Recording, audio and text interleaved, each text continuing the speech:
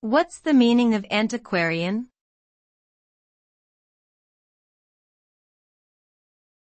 Antiquarian.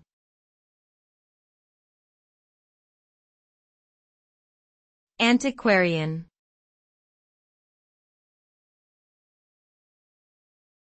Antiquarian.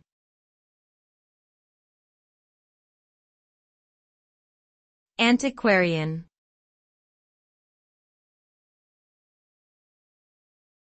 Antiquarian.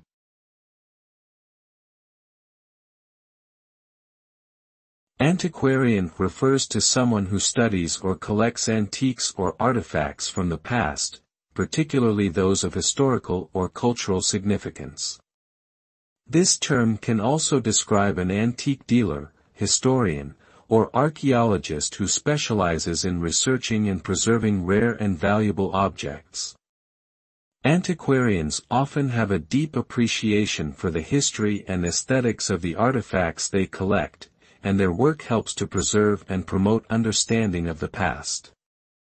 Overall, antiquarianism is a passion for uncovering and studying the objects that form the foundation of our cultural heritage.